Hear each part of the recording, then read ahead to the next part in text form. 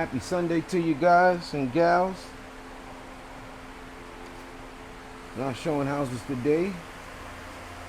So, after all my housework is done, it's time to get back on the road runner. So back to your do-it-yourself series.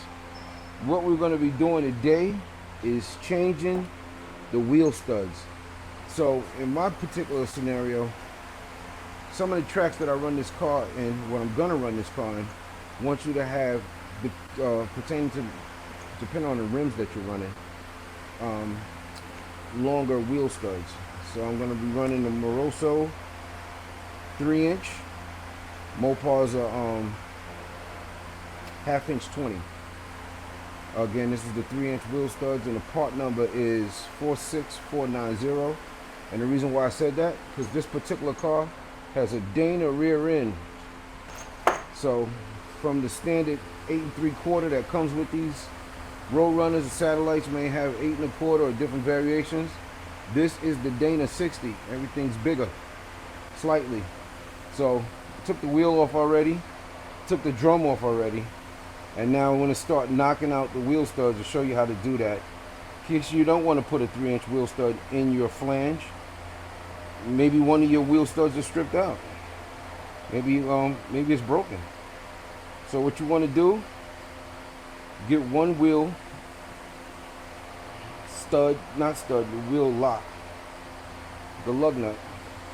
Get you a nice hammer. I call this the persuader. Put the nut on to protect the threads. Gives you a bigger surface to strike. And you knock it out. That's simple. These wheel studs are pressed in at the factory. So once you knocked it in, you want to unbolt the lug nut.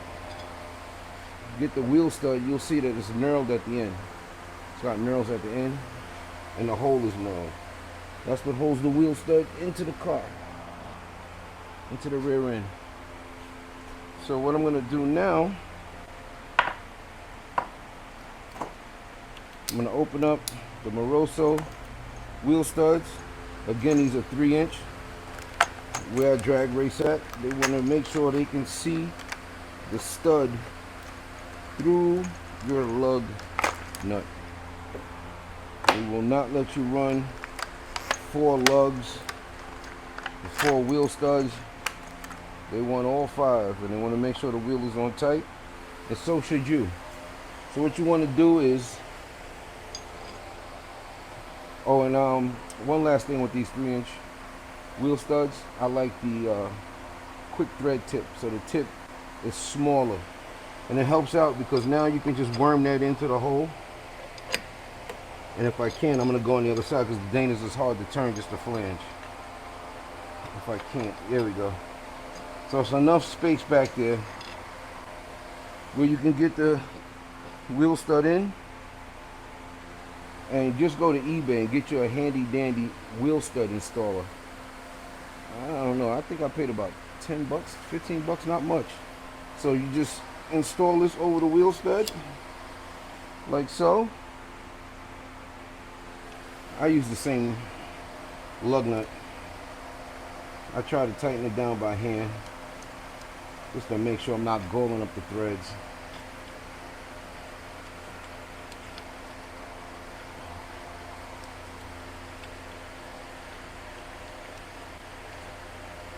What I might do is get channel locks to hold it from the back end and assist that a little with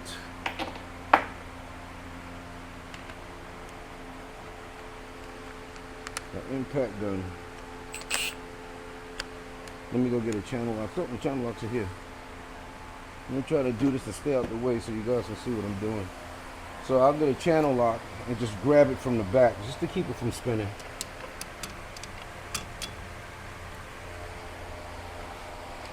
Then I'll get my impact with my 3/4. Well, this is 3/4. And try to hold that from spinning.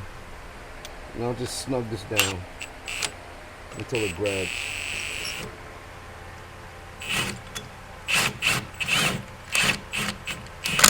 Okay, so the knurl tip is just at the flange. So what I'm gonna do is just send it home with the impact, and that tool is gonna give it enough space to pull. It came loose. There we go. You just want to look at it, make sure the flange is flush. The wheel stud is flush with the flange.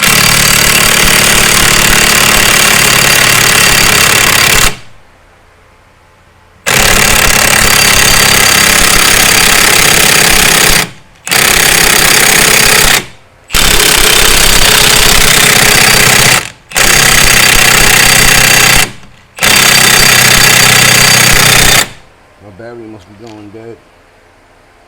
Oh, I'm not at the full. There we go. Let's go.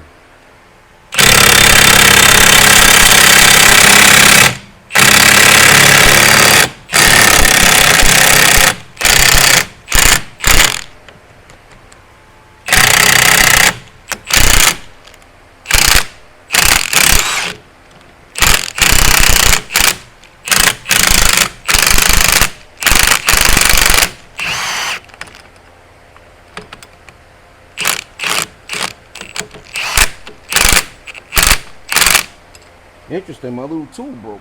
That's interesting. Oh, that's hot.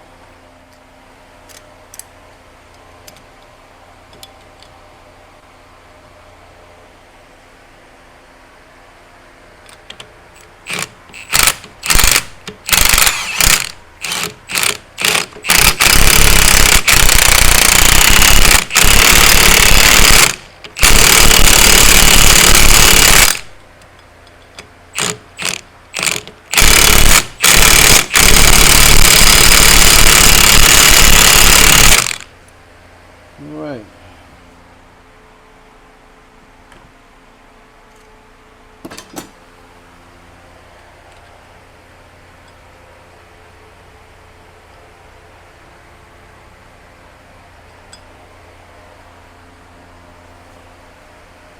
Looks like either the stud stripped, the tool definitely is loose. I'm gonna have to cut that off and see what's going on. Stand by. Okay, so what apparently happened is this is the same nut I did the other side with. Maybe I should have switched the nut out, but it definitely stripped, especially when it's trying to pull the stud through. So I don't know if I'm gonna be able to get this off or kind of cut it off, but this one is done. This stud might have been defective in the pack too, because I noticed, no, that wasn't the one. So yeah, that's definitely done. That's done, didn't it?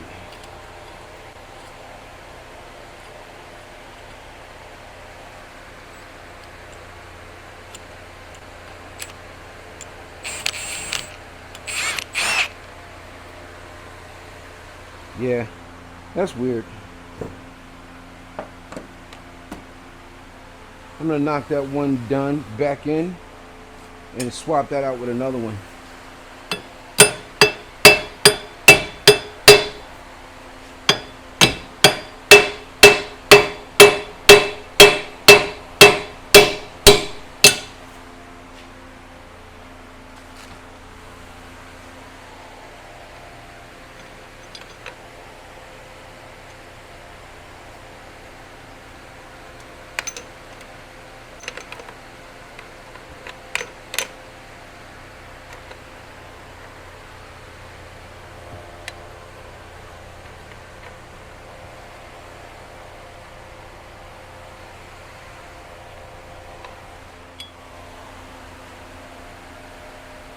Wow.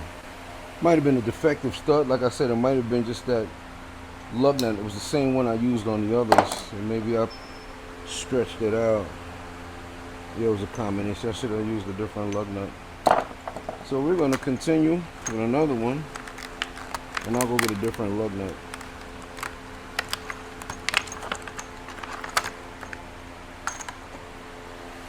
You want to kind of make sure when you start it, the knurls kind of line up.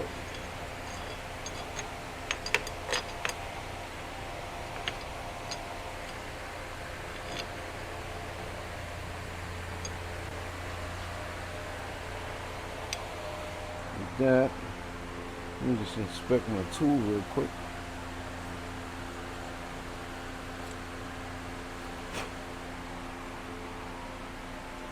Get another wheel, a wheel nut, lug nut.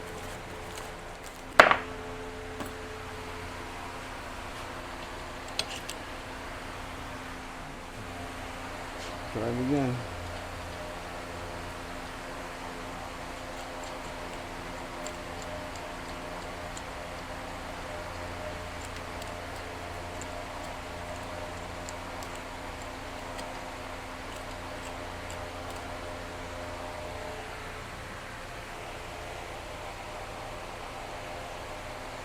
Goes to show you everything don't work out the first time.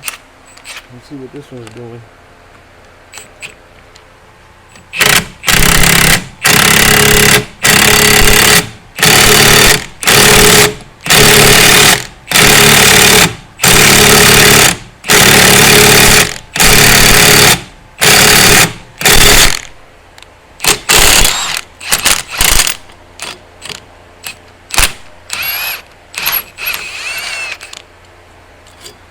That's how you do a wheel stud exchange. So